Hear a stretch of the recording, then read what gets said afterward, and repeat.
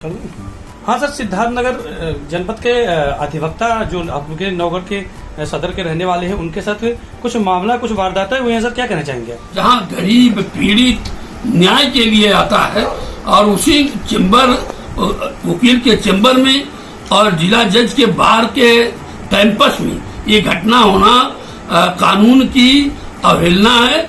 और यही हम लोग समाजवादी पार्टी मांग कर रही है कि बाबा साहब डॉक्टर भीमराव अम्बेडकर के बनाए हुए संविधान को ये केंद्र और प्रदेश की सरकार इसको खत्म करने का प्रयास कर रही है।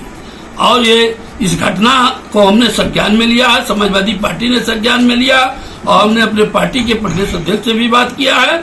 इस घटना के लिए हम न्याय के लिए शेषमणि प्रजापति के साथ, ये हमारे पीडीएफ समाज के हैं, इनके साथ एक वर्ग विशेष ने जातीय हमला करके ये लोकतंत्र और संविधान को कमजोर किया है। और ये घटना करके वो दिखाना चाहते हैं पीडीएफ समाज के कि कानून एक वर्ग विशेष का है और किसी की कोई सुनवाई नहीं है। इस घटना से साबित होता 27 तारीख की घटना इन्होंने पुलिस अधीक्षक महोदय को दिया, जिलाधिकारी महोदय के इस संज्ञान में होगा, लेकिन इस पर अभी तक FIR ना दर्ज करना। और प्रार्थना पत्र में इन्होंने हमें पढ़ा है, प्रार्थना पत्र में इनकी घड़ी छीन ली गई, इनका चैन छीन लिया गया और इनकी मोबाइल छीन ली गई, पैसा भी छीन लिया गया, उनके मौकिलों के साथ दुर्घटना हुई। लेकिन जिला प्रशासन पूरी तरह मौन में है। तो जिला प्रशासन का मौन भंग करने के लिए समाजवादी पार्टी सिद्धार्थनगर आंदोलन करेगी। अगर एक हफ्ते के अंदर इनकी FIR न दर्ज की गई, कानूनी कार्रवाई नहीं हुई, तो जिला समाजवादी पार्टी अगले हफ्ते में पूरे पुलिस अधीक्षक या को ज्ञापन दिया जाएगा। अगर ज्ञापन में भी नहीं कार्रवाई हुई तो जिला अधिकारी कार्यालय के सामने प्रदर्शन किया जाएगा, धरना दिया जाएगा। और ये धरना तब तक होगा जब तक मुकदमा दर्ज करके और शेषमणि प्रजापति को न्याय नहीं मिलेगा। इसका अंजाम जो भी हो, समाजवादी पार्टी लोकतांत्रिक तरीके से धरना प्रदर्शन करेगी और अपने राष्ट्रीय अध्यक्ष को भी संज्ञान में लाएगी, राष्ट्रीय अध्यक्ष को भी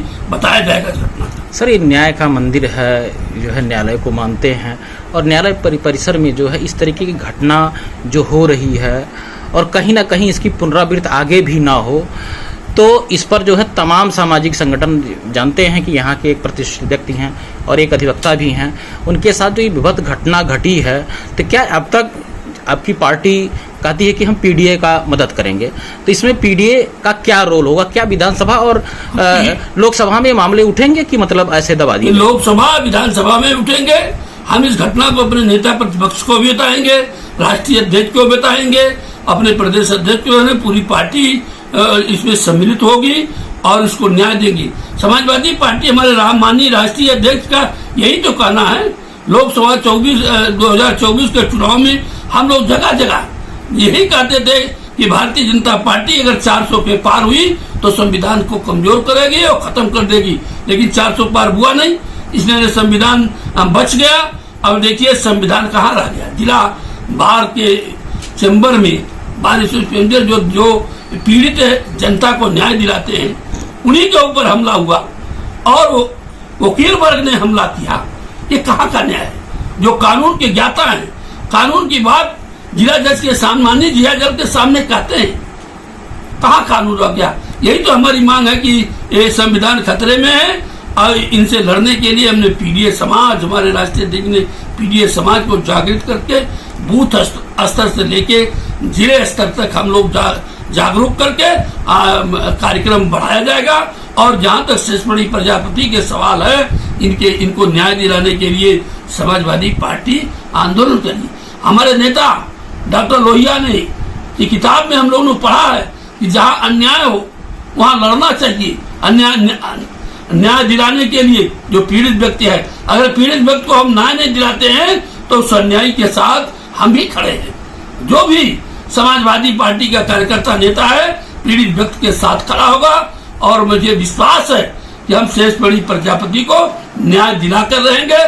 नहीं न्याय मिलेगा तो हम लोग समाजवादी पार्टी जेल भरो आंदोलन करेगी। इसके लिए जिला प्रशासन जिम्मेदार है। सर, अक्सर जो है देखा जाता है कि ये न्यायालय में जो घटनाएं घट रही हैं, तो सबसे पहले न्यायालय के जो जिला जज हैं इसको स्वतः संज्ञान लेना चाहिए। वहीं बगल में डिस्ट्रिक्ट मजिस्ट्रेट कार्यालय है।